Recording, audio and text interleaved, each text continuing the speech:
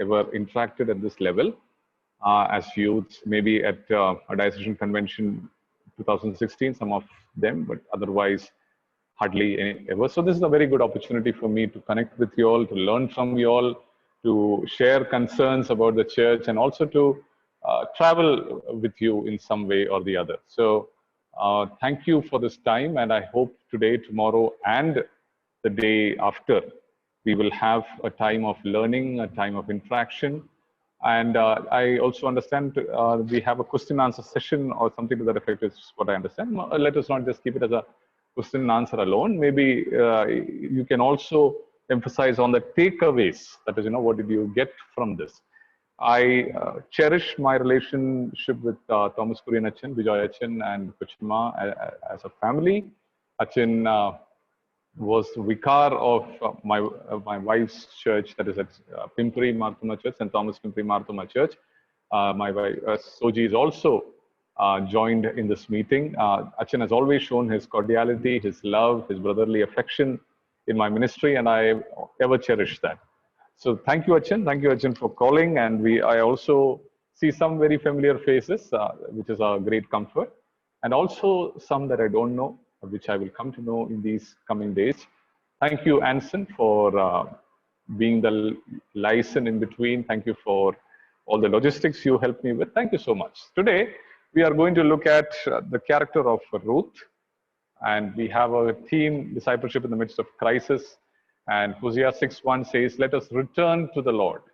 So it's a time where discipleship is being, even though it is impossible to go through a lot of times, we feel it is overwhelming, especially in this time of pandemic.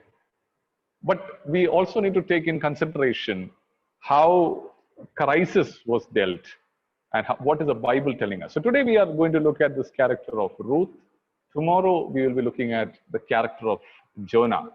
So these two Old Testament characters will lead us in some sense to a journey, and finally on the final day we will try to bring all these things together in the character of Peter.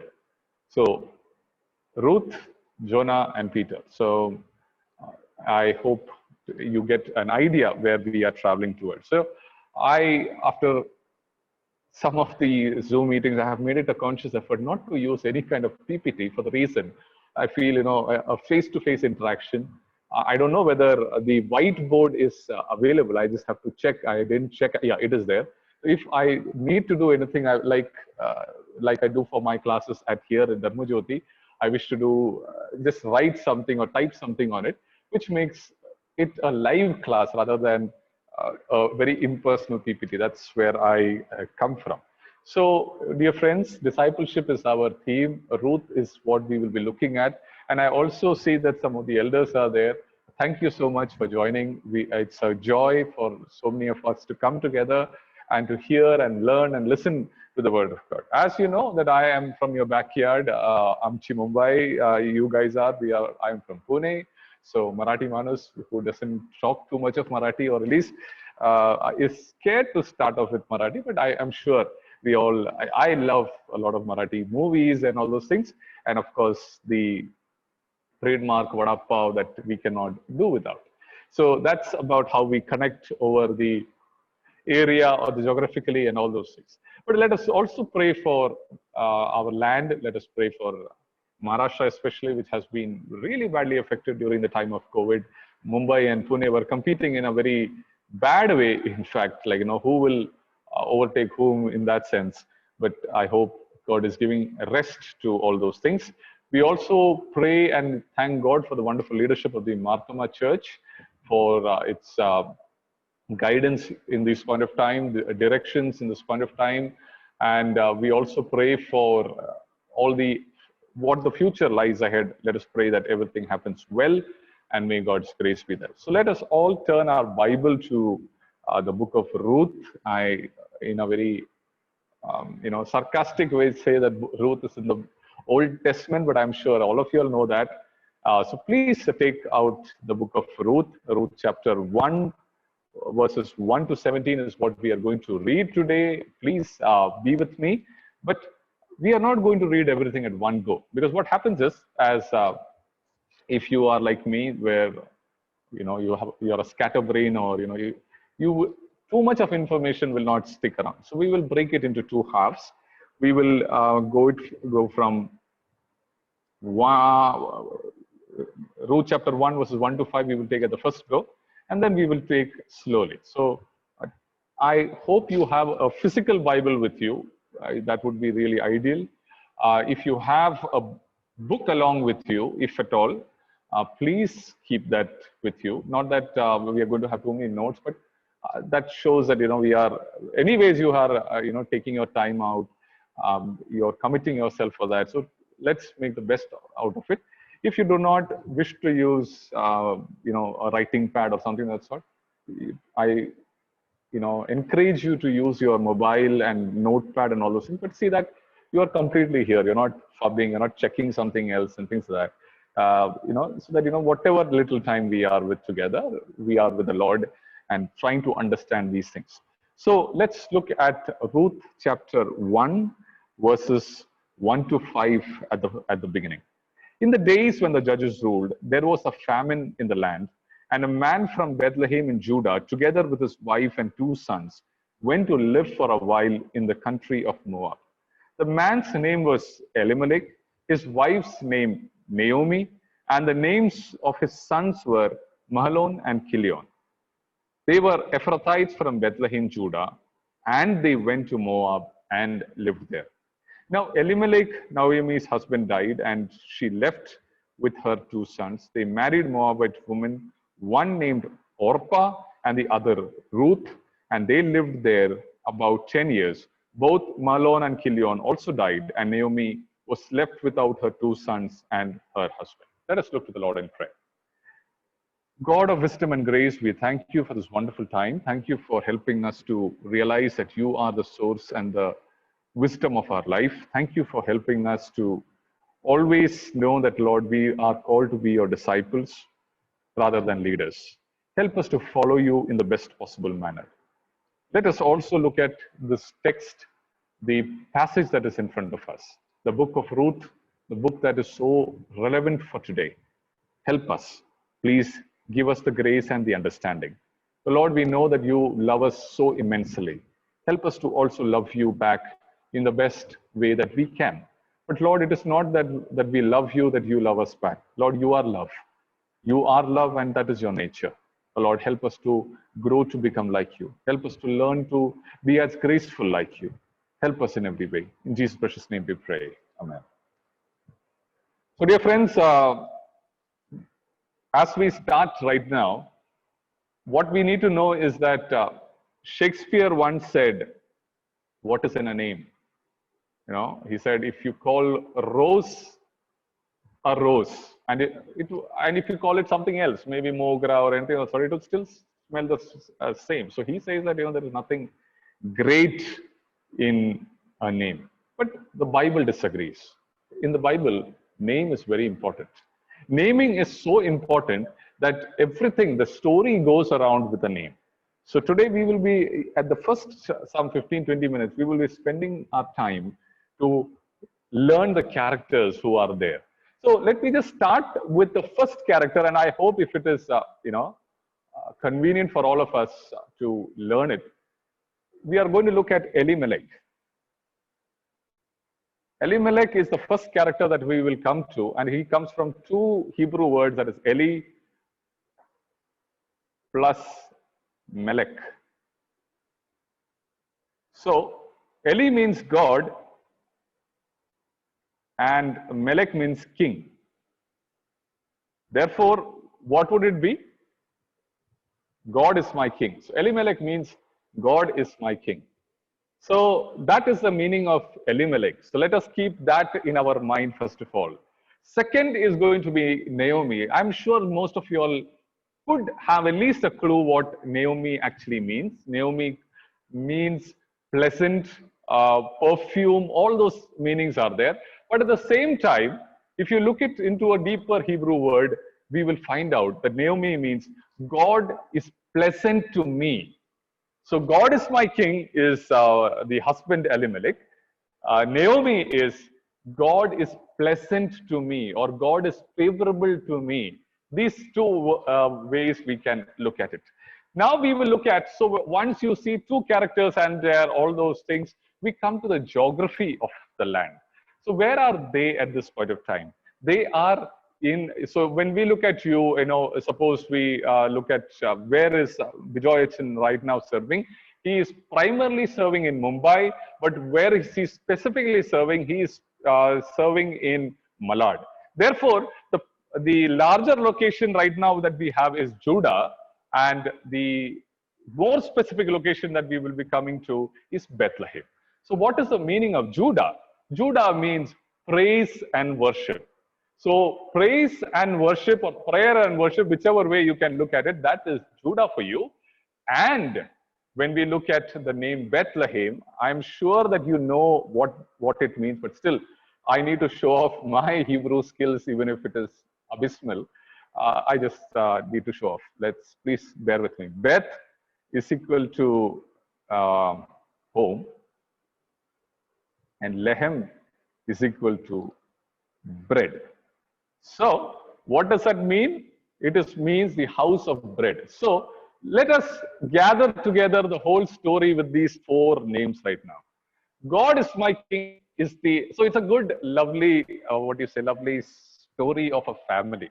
What is the head of the family's name, or the male of the family here is Elimelech. He is saying, God is my king. And Naomi says, God is favorable to me. God is pleasant to me. And the geographical location, Judah says that there is praise and worship in that land. And it is also saying that it is the house of bread.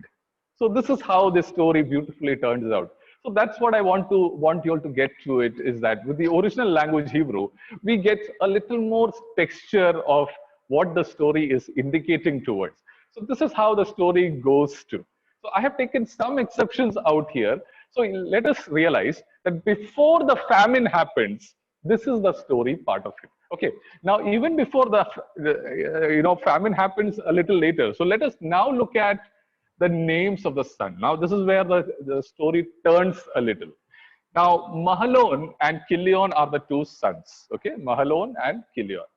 Mahalon, actually, if you look at it, if you translate it in Malayalam, if you would go, Onninu kollatavan, which our parents are very happy to call us, even that kind of a thing. But they actually named him as that, Onninu kollatavan. Mahalon means Onninu kollatavan. Kilion means Sukham illatavan, or somebody who's sickly, who's not of good health and things like that. So I have always wondered, I've always struggled with my name, as many of you all would know. Merin, I'm not very proud of that name, but after learning these two names, I'm like, great, not that bad at least. My parents are not as terrible as these parents, that is. Because, I've always wondered, my dad's name is Zachariah Matthew, my mom's name is Susan. Suddenly such great, amazing names that they've got, and Merin, one little name, and, being in the Marthoma Church or being in any place that I've gone, whenever they've had this great energy to tell me that, their daughter's name is Merin, or their daughter-in-law's name is Merin, or maybe, somebody in that congregation that day would be Merin, or, that generally happens, who turns out to be a girl or something to that effect. So, not that it's an insult or something, but, you get ashamed of your name in that sense of the word. But here, what we look at it is, it's better that, it is equal to calling your children as, jaundice or corona or whatever that kind of names are. So they didn't actually put some thought in naming their children, is what we understand in Mahalon and Kilion. So my point is, even before a crisis happens, even before a famine happens, even though their names suggest something else, even if there are so many good stories in this entire thing, their naming of the children shows their attitude towards life. Their attitude towards life, even before the crisis, was very negative. And that is what I want to emphasize today with all of us. Now, we are definitely in an unparalleled pandemic. I don't want you all to go on a guilt trip by saying, there is something that is there. But definitely, this has changed a lot of our life. We have become tremendously affected. Our jobs have gone. Our homes have been affected. Our family life has been affected. There is no doubt about that. But we also need to examine. I'm not judging any one of you. A question to you is, what was your condition before the pandemic or before a crisis? What is it? So a simple story. Maybe it could be a little simplistic, but a simple story that I would like to demonstrate here is, there was a traveler traveling through a village. So he was traveling from A, B, and C. So he traveled from A, he was going to B, and he reached, having reached B, he asked a sadhu out there, or a sage out there, a holy person out there, how is the village ahead? How is the village ahead? So the sadhu asked, you came from village A, this is village B, you are going to village C. Now let me ask you, how was village A for you? So he said, the people were amazing, they were wonderful, they entertained me, they loved me, they gave me food. So the sadhu said, don't worry. Like the village the village A was good, even the village C will be good. So what was behind you, if it was good, is don't worry, the village ahead of you will also be good. So another traveler came after some time. He also had the same trajectory, and he also asked at village B to the sadhu, how is the village ahead? How are the people? So the sadhu asked him the same question. You seem to have been traveling from another village. How was the village before this? He said, oh, the people were too interfering. They wanted me to come into their homes. They were doing a lot of, they were giving me food and all. That is all right, but they were too much. I was scared of them. I was scared that they wanted the money that I was carrying. They were very irritating people. I don't like such kind of people. The sadhu said, okay, so, if that was a bad experience, ahead also the same experience you will have. So this story in some other way says, how you dealt with before, that is the same thing that you are going to deal ahead. So what the moral of the story is, you carry yourself everywhere. You feel like, from one place to the other, if you go, if I change this college, or if I change this job, or if I change this relationship, or if I change this church, even for that matter, things will change. But what happens is that that person does not change. You're just changing your geographical location or your profession or anything of the sort, but you remain the same with all the negative emotions and attitudes. So that is what I want to emphasize at this point of time. That is what the story is leading us to. Elimelech and Naomi had a very good start in their life. Always a discipleship starts very good. But they are also in a very favorable condition, where praise and worship is there and there is bread in that place. But when they had their children, they showed their attitude, and that is how they viewed their life, where there was scarcity, that they were good for nothing, and he is good, he is sickly a person. So this is an attitude of defining reality in a very negative way. So even this could be with you, my dear friend, a sister who is listening to me, a brother who is listening to me. You may be having a job that somebody might have just dreamed about, but you are like every day coming and cribbing, oh my God, what a stressful life this is. Oh, what are difficult times that we are living in, and all those things. But somebody else is praying, at least I have a job. Are you happy about your condition at this point of time? You may be in a relationship. You may be married at this point of time. You may be comparing yourself to somebody else, and you may be making yourself feeling very, very miserable. Please do not do that. Let us thank God for what we have. I'm not saying that, you need to be grateful always. That's not even going to be possible. But let us not be overly negative towards life is what I want to start at this point of time. So therefore, the problem with the Elimelech family, problem with the Naomi, problem with Mahlon, problem with Chilion is not the famine that happened. It was the attitude before the famine that happened. So therefore, my dear friends, this is a question that I need to ask you. Is this pandemic alone the problem of everything? Are we projecting all these things on that? Or is it something that you need to deal with deep within you? There are some things that are not right inside you. Your prayer life, your personal life, your relationship with your friends, the things that you view on internet, the things that you view on TV, the attitude that you have towards your friend. Is there something that was wrong even before the pandemic? Is there something that you need to correct now? Now is the time, is the question. And that is where we will be coming at this point of time. Now, here we take a change. The famine strikes, as we know, there is a famine. And if you look at the story, they did not want to go for a long time. If you look at Malayalam, for a very short time, maybe 3 months or something. So they just wanted to go out of this place of the promised land to a place called Moab. Now, Moab also has its own name and it's fresh with meaning. Mo and Ab. Ab means father, Mo means whose. So if you join it, it's a very complicated construction of word. But who is your daddy? That is the question. Or, what is your identity? That is the question out here. So the place that they were going was a confused place, a place that had no foundations, that had no morality, that was completely, some people said that it was also seen as a cesspool, or in Marathi, as we say, gutter hai. Jaga pura gutter hai. Oh, it is a very dirty place. So this is what Moab was about. But why did they go? Because a famine came and Elimelech decided that the story changes a bit. Elimelech said, God is not my king, I am the king.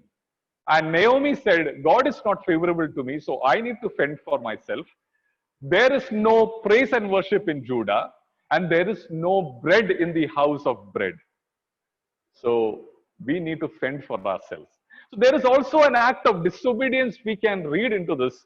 That is, in the book of Leviticus, it is said that you are not supposed to leave the promised land, but they are going to Moab. But I don't think we need to read too much or, whether they did so much of a bad thing. But what we have to understand is they went for a short time, but they lived there for 10 years.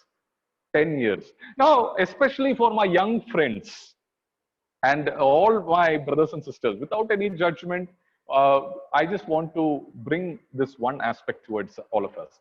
We always think, before doing something fun, funky, something that is addictive, something that is wrong that we know, we think we will do only for a small time and we'll come back. I'm not addicted to it. There is no problem.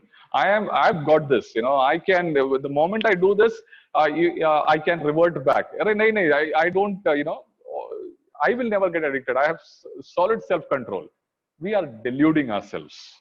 So let me warn you that, when you say that only for a short time, कुछ क्या जाता है, वो देखने से क्या जाता है, वो करने से क्या जाता है, थोड़ी हम addicted हो रहे हैं. Don't do that, because we do not have self-control. Let us accept this fact, because if you have the point that you have to understand is, if you are doing something secretively, that is wrong. If you are so convinced that what you're doing is right, do it in the open. That is one of the things, the best message that I can give you at this point of time. But if you are having a secret life, if you're having a double life, there is something that is wrong that we need to understand. So therefore, my dear friends, like Elimelech and Naomi and Mahlon and Chilion and everyone went towards Moab only for a short time, but they lived there for 10 years. It is not that easy to come back. It is not easy to return back, and it has its own cost. That is what I want to bring to you and to your notice, and something that even I have faced a lot. Like, don't worry, I've got this everything in control. Bolke, we get into a mess. There are times, and don't only think, it is only in the most drastic sense. Sometimes in prayer also, we say, "Arey, aaj ne read kar raha, theek hai, chhod yaar." Okay, well, one day, 1 week happens in prayer, no family prayer. 1 month ho gaya, 2 mahine ho gaye, 1 saal ho jata hai, and suddenly there is a huge gap. And so it is not only the committing of sin, like uska ek word hai, commission, the sins of commission, the wrong things that you do.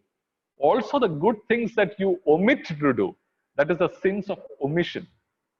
कि कुछ चीज जो करना चाहिए, जैसे कि respecting our parents is something that we should do, but we omit doing it. We live as if we are the king of the world and all those things, all those kind of things. So my dear friends, these both aspects I bring to your notice as an elder brother in faith, not with judgment, Not as if, I am, talking to you as if I know everything. No, I'm just a complete stranger to your life. If it makes any sense to you, please travel along with me. If it is a story of your life, if the Holy Spirit is convicting you at this point of time, please be open to it. That's all that I request to you. If it does not apply to your life, just listen as another aspect that you need to get into. So they go to Moab, and what happens there that Mahlon and Chilion get married to two people. One is Ruth and one is Orpah. The name of Orpah I will withhold for some time because I will reveal it at the right time. If I forget to reveal her name, please remind me. Ruth means a good friend.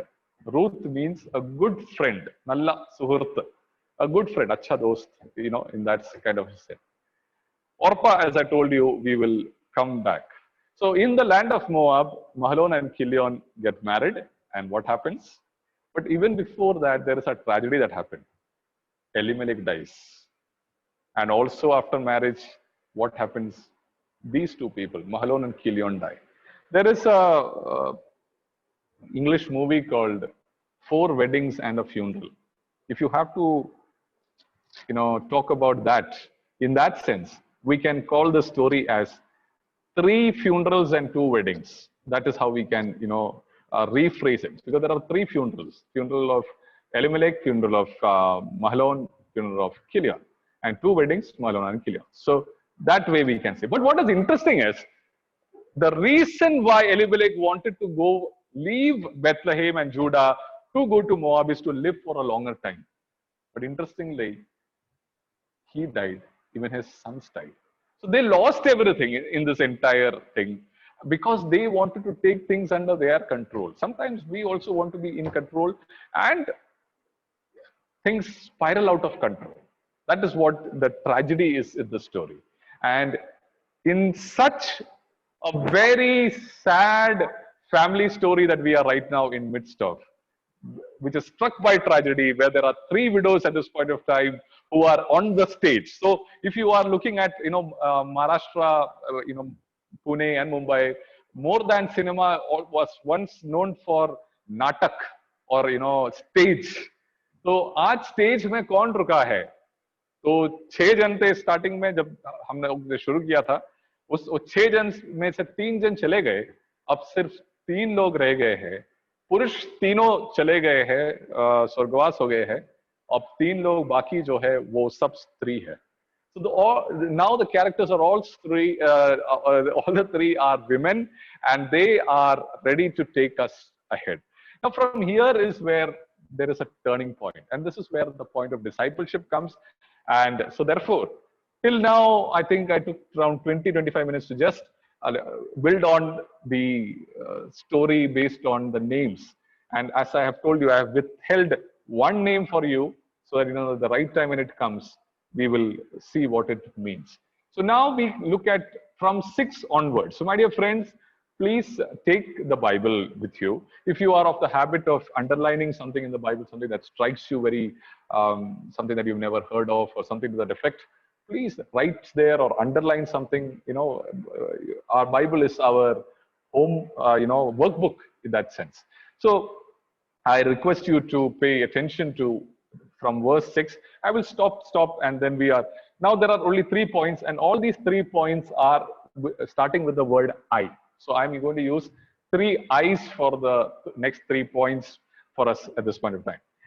When she heard in Moab that the Lord had come, that is, who heard? Naomi. When she heard in Moab that the Lord had come to the aid of his people by providing food for them, Naomi and her daughters-in-law prepared to return home from there. Where her 2 daughters-in-law, she left the place where she had been living and set out on the road that would take them back to the land of Judah.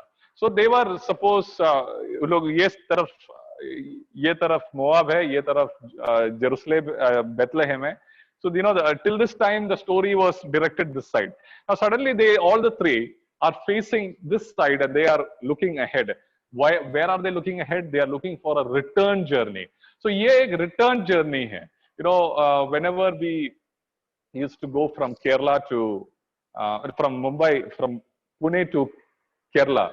I used to love that journey because there was so much of excitement, and especially we used to travel by this train called Jayanti Janata, which I'm sure some of your at least would have traveled, which is called Kanyakumari Express, and it's a horrible traveling it on summer is very horrible because of the Andhra Pradesh and the heat out there.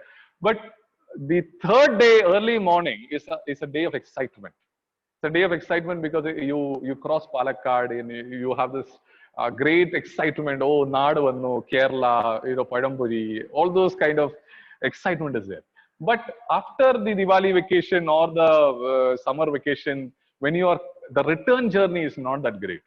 Return journey is horrible because you don't want to leave back. When you go back, you are going to the vacation is over. You are going to school, and if you are a student like me, you wouldn't want to go back to school to see those teachers who keep on looking at you as if hey, kaun hai yaar, that kind of a thing. So the return journey is never easy.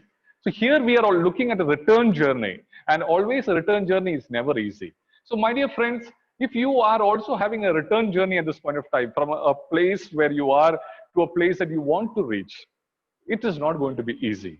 It is going to be filled with a lot of self-doubt. It is going to be a challenge, I'm sure, but it is worth it. So this is the return journey that we are looking at. And the stage is set, as I told you, 3 women characters, all the male characters are off the stage. Only these 3 are now remaining. And from verse 8, the dialogues are beginning. Till now, we do not hear any dialogues. These are all text. अब क्या बोलते हैं dialogue बाजी शुरू होने वाला है या फिर there is going to be what is the dialogue? Dialogue means there is an interaction going on out here. Naomi, who is now looking towards Judah or Bethlehem, she suddenly looks at these 2 daughters-in-law of hers and starts communicating.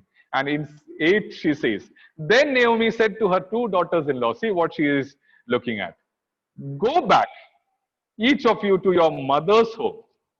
Mother's home. ठीक है, वो एक याद रखना. Mother's home बोला है, father's home नहीं. May the Lord show kindness to you as you have shown to your dead and to me. May the Lord grant that each of you will find rest in the home of another husband. Then she kissed them and they wept aloud and said to her, we will go back with you to your people. So we can, actually this could be Naomi's, these 3 dialogues can be seen as Jesus' 3 temptations जैसा हम देख सकते हैं. So Naomi के लिए, Naomi is the one who's saying this, so don't read too much into that. But it is a test of discipleship. So the first point that she's saying is that it is impractical for you to come to Jerusalem or Bethlehem for that matter. तो कुछ नहीं है वहां पे रखा. It is more practical for you to go back to your mother's home. Now, mother's home क्या है? I saw a commentary, and in that it said that in Moab, after a widow returns home, she does not stay with her parents. There is another home, maybe like a outside thing, and that is where she will be going at. And वहाँ पे उसका एक अर्थ है. It is also a message that says that she is available for marriage. So that is the meaning of a mother's home. तो इन लोग को एक life वापस शुरू करने के लिए एक अपॉर्चुनिटी है. So practically it is very good that they should go to Moab, and therefore Naomi is saying, don't be impractical, don't come back with me, there is nothing out there, so do not do that. So what has happened at the first point, इन लोग दोनों बहुत रोने लगते हैं. So there is a drama, there is a lot of emotions in this entire drama, and in this play both of them cry and they say, no, we are not going to go back, we are going to follow you at every point of the road. ये एक बहुत important एक चीज है. That is what I want to bring to you at the first stage at this point of time. ये आपको मिल गया है. So the first I that I want to present to you is, I hope you are able to follow it. We will erase this. The first I is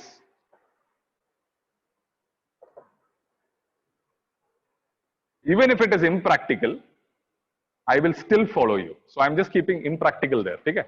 Even if it is impractical, I will still follow you. That is the first test of discipleship. Even if it is impractical, I will still follow you. So I don't know how many of you all drive because, yeah, or ride, because in Mumbai local trains and all those things are there. So just if you do not know, that also is fine. गाड़ी जब हम चलाते हैं तो first gear के बाद हम second gear पे जाते हैं. But there are some people who from first they go to the fourth gear or something of that sort, which makes the entire journey a lot more, turbulent, और गाड़ी रुकने जैसा लगता है. So therefore, from first gear, Naomi goes to the fourth gear now, because that's what her next dialogues will make us realize. That उसका next जो है बहुत ही interesting है, that she said all these things, it didn't work on them, so she now ups the ante, or makes the stakes a lot more higher. एकदम वो बार को जरा बहुत ज्यादा बढ़ा देती है. So 11, let us read from verse 11. But Naomi said, "Return home, my daughters. Why would you come with me?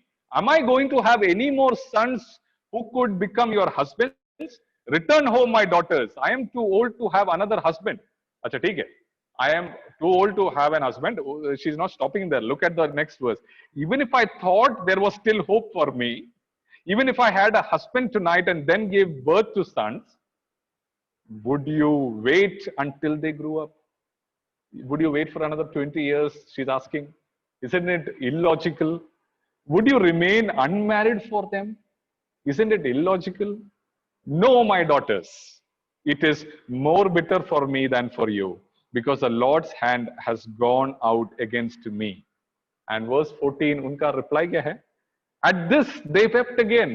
पहले भी रोए, अभी भी रोए. ठीक है? Then Orpah kissed her mother-in-law goodbye, but Ruth clung to her.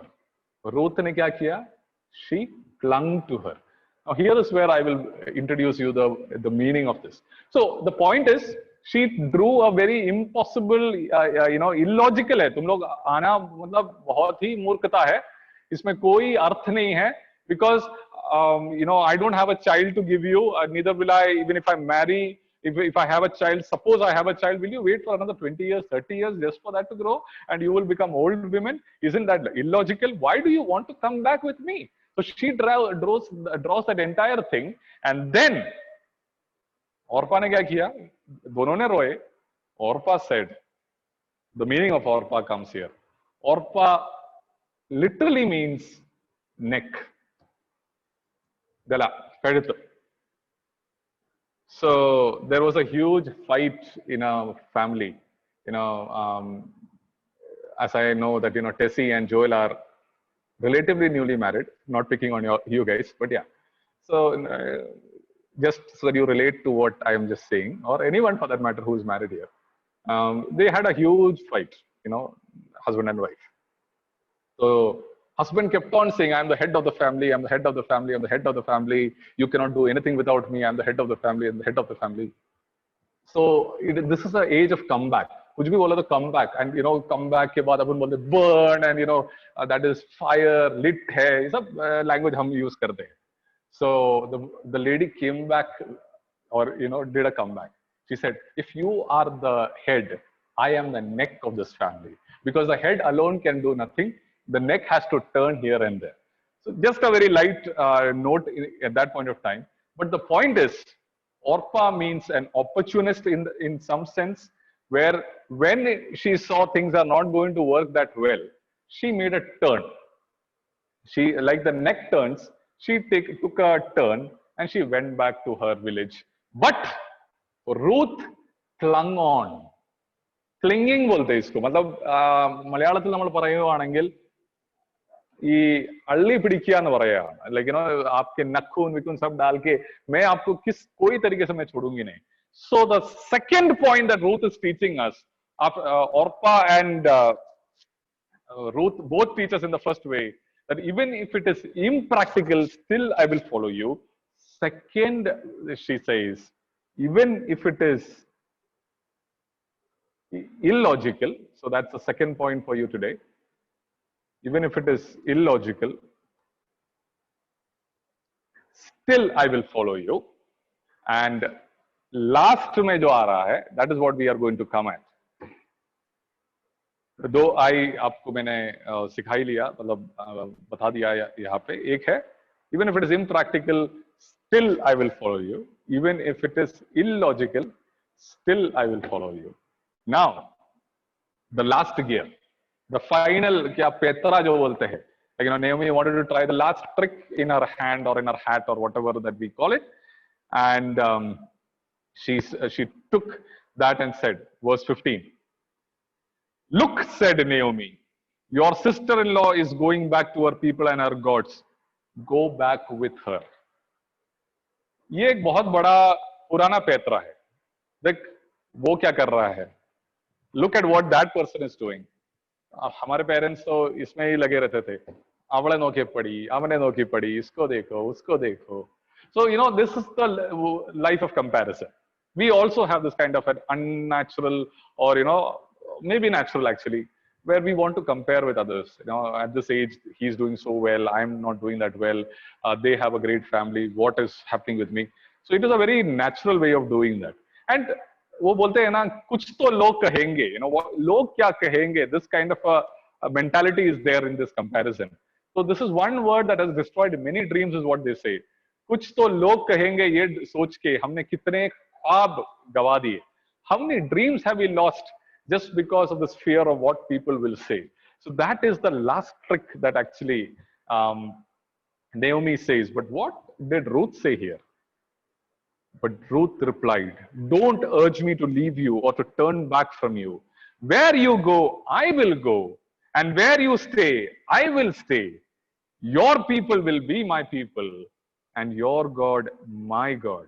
Where you die, I will die, and there I will be buried. May the Lord deal with me, be it ever so severely, if anything but death separates you and me. When Naomi realized that Ruth was determined to go with her, she stopped urging her. Actually, the story almost ends here. So last में आके वो बोलती है, don't tell me all these things. I am not going to listen to you because I am going to follow you. Even if I alone remain, I am still going to follow you. I am still going to follow you. So my dear friends, let me give you the last point of today. And with that, we will actually wrap up with one story that will come in the end. Even if I alone remain, I will still follow you. I alone. Even if I alone remain, I will still follow you. Even if it is impractical, I will still follow you. Even if it is illogical, I will still follow you. Even if I alone remain in the end, I will still follow you. We live in a time, as I told you, of Instagram. And it is also said that, you know, we live in a time where we are a sad generation with happy photographs or happy display pictures. And, you know, ऐसा लगता है कि हर कोई बहुत मजे में जी रहा है. You know, somebody is going to Paris and somebody is going here and going there. Especially during the pandemic, that is one thing that we are not seeing. People का vacation photos. मैं तो यही देखते थे. लेकिन, one of the comedians called Amit Tandon says in one of his stand-up comedies, it's like, दूसरा एक आदमी को देख देख के मैं इस तरीके से गया कि he went to Shimla, so I also went to Shimla. So next, when I went to Shimla, when I opened my Instagram, he's now not in Shimla, he's right now in Paris. तो अब क्या Paris जाएंगे? तो he's like, अभी मैं Paris जाऊंगा तो वो चले मून में चला जाएगा, तो मैं मून चला जाऊं क्या? So this is the comparison that we have. So it is difficult for us to have a stand of our own. We fear to be alone. We do not want to be alone. We do not want to be part. We want to be part of the crowd. We want to be cool. But my dear friends, discipleship is to take a stand, even if it says that you have to be alone. If you think it is right and it is the will of God, and if you have to take a stand, even if you are alone, you still have to follow the voice of the shepherd. That, my dear friends, is what Ruth teaches us out here. Abraham is called the father of faith, or the father of nations, or father of faith. You know, he's known as the epitome of faith. But if you ask me, is there a mother of faith? I will say yes, there is a mother of faith, and that is Ruth, because there was no promise for her, It was a journey that is ahead. And that is what she was going towards. Let me just make a small distinction here between belief and faith. Not that I am saying that belief is wrong or something, but belief gives us certainty, and faith, we are ready to risk in midst of uncertainty.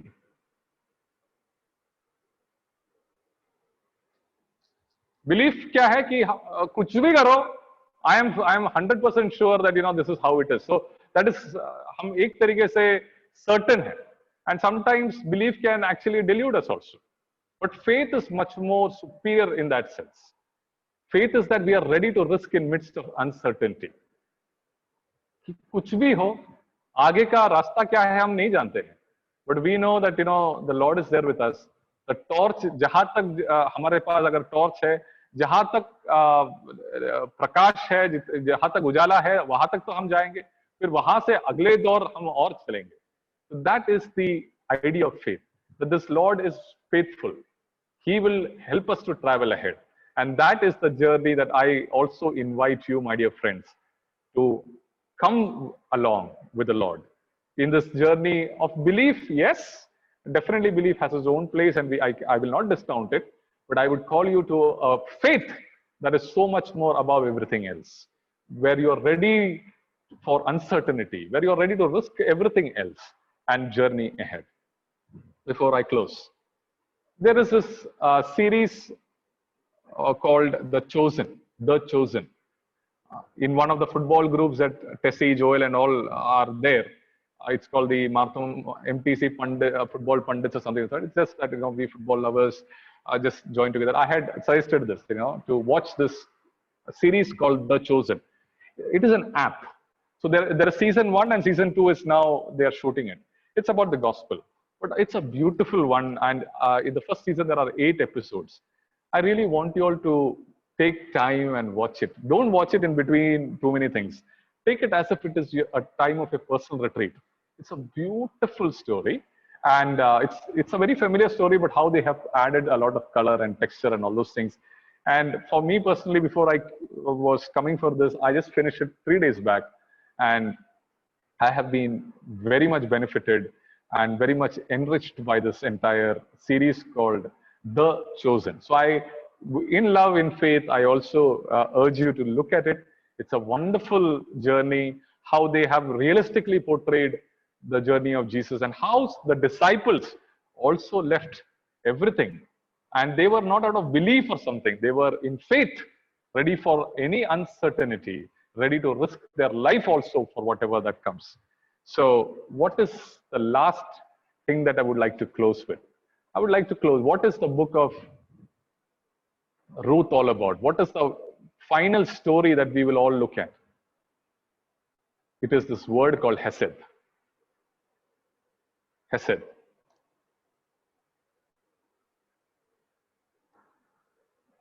It's a Hebrew word which means unconditional love. And that is the book of Ruth, my dear friends.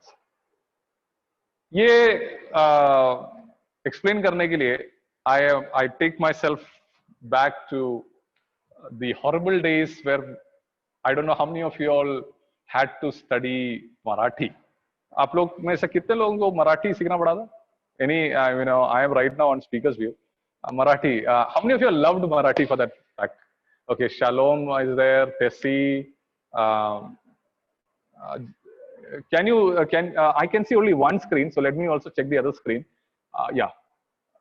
How many of you loved Marathi? Okay, Princey loved Marathi. Okay, therefore I do not agree with Princey.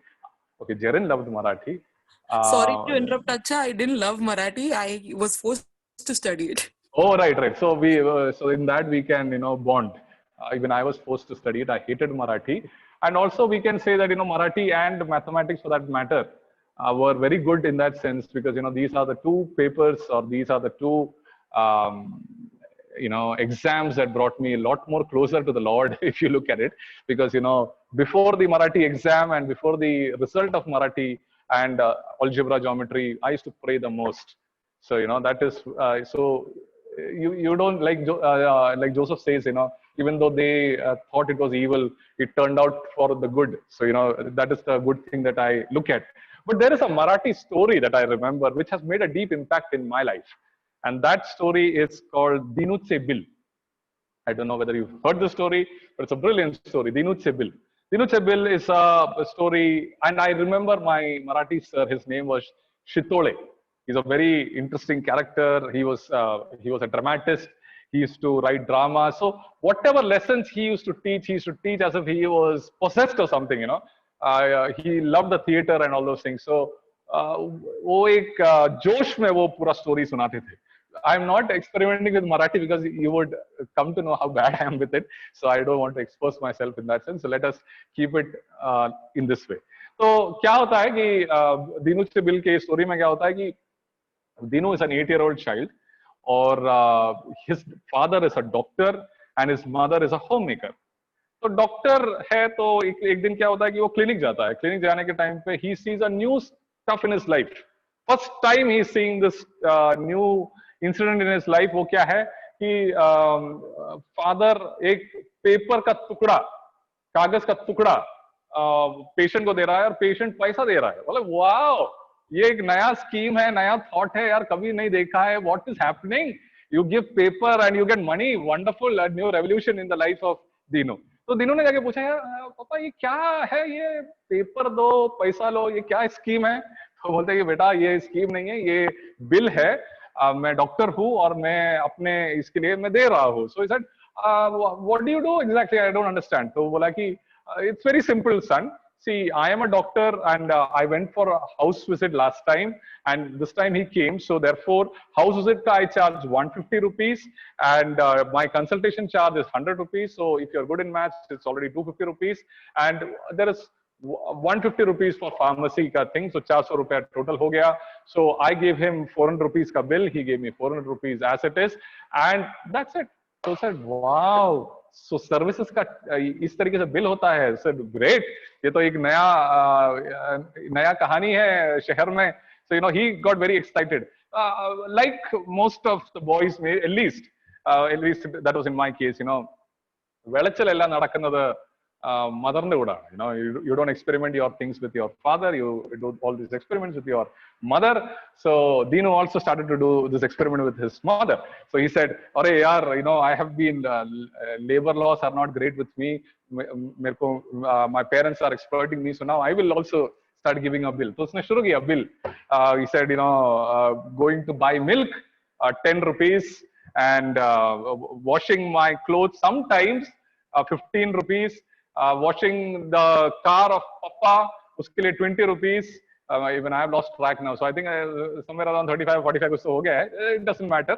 And finally, for folding my clothes and being a good boy or whatever, cess ke saath, GST ke saath sab mila ke usne 80 rupees kar diya. So final bill comes to 80 rupees. So he goes there with a lot of excitement. Ekdam wo jo dad ka jo bill hai, उसी format में ही जैसे total amount coming up to 80 rupees only करके डाला और mummy के पास दिया. Mummy mummy this is the bill. तो मम्मी देखते, वाह वंडरफुल मने, what is this? Mummy bill आना, this is the work that I have been doing. So now you need to pay me for that. I said, wow son, you are intelligent. सही है यार. तो that kind of a thing. They said, don't worry son, now it is night, just have food. By the morning that you wake up, I will give you 80 rupees. So इसको लगा यार ये mummy यार she will play another trick now. पैसा नहीं देगी, excuse बनाएगी. तो said, mummy this is not right. I have given you a bill and I need money for that and all those things. So I said, son don't worry, I will give you, don't worry. अभी मैं नहीं दे सकती हूँ. Tomorrow morning when you wake up, first thing that you will see is the bill, along with the bill, the money. अरे वाह सही है.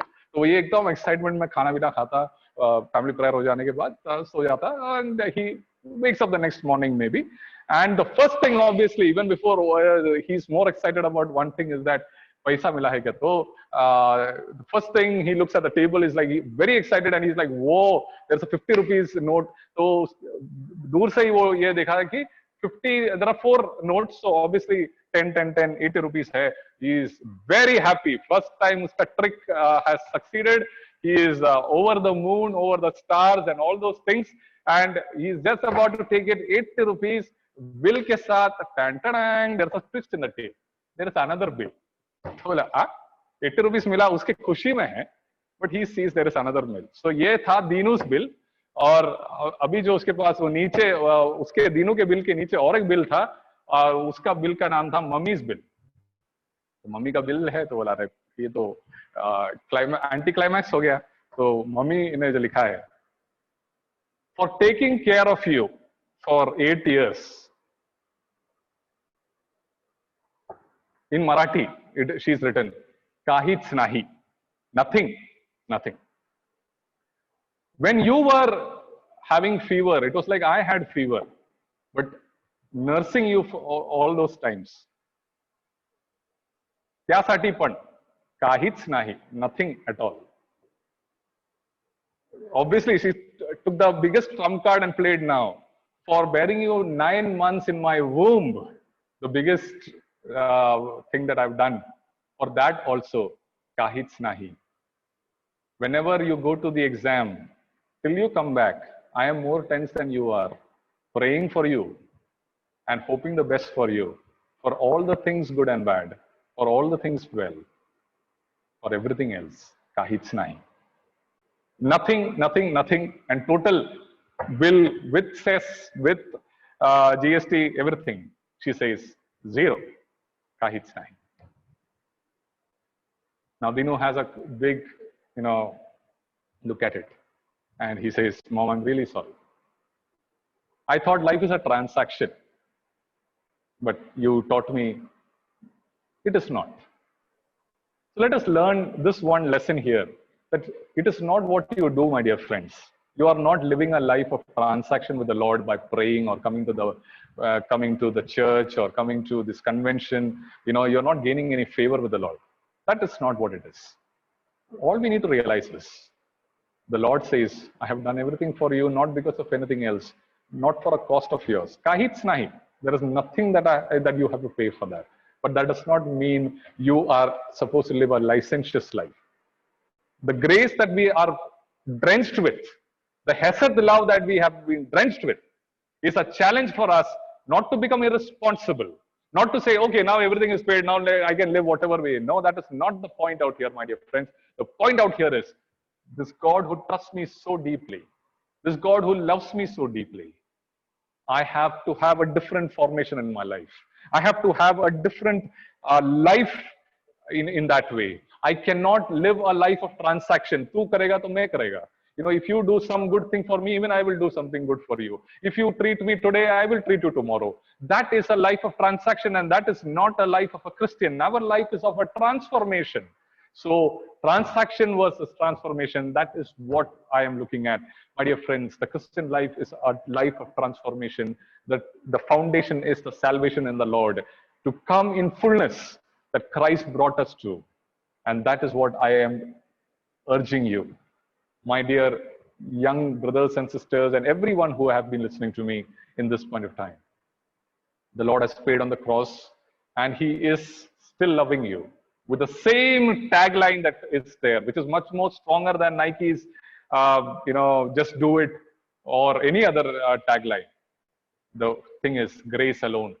Kahich nahi. You don't have to do anything, but there is a responsibility of a discipleship, a responsibility of following the Lord in the most uncertain times that we have in front of us, to be a wonderful ambassador for our Lord, to be disciples in the midst of crisis. May God bless us, and may God also help us to see a new phase or a new aspect of discipleship in Jonah tomorrow, as we will follow tomorrow. May God bless us all. Thank you.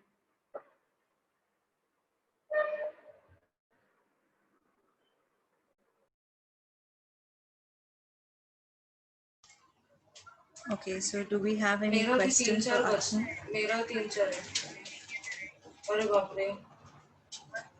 It's an open time if you want to ask Archana anything, or if you want to share your thought.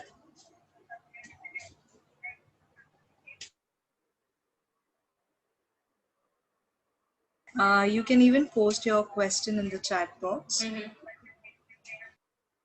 And as I told you ahead also, like, it does not need to be a question also. It could be what was your takeaway or, your own reflection. Because what happens in question is that you have to, I have to answer first of all. So, that is another thing. So I don't have all the answers. That is one main thing. But also, what did you interpret out of this, or what is your learning out of it? That also is something that I would be interested in, so that I also learn. So that's the dialogue part here. So please go ahead.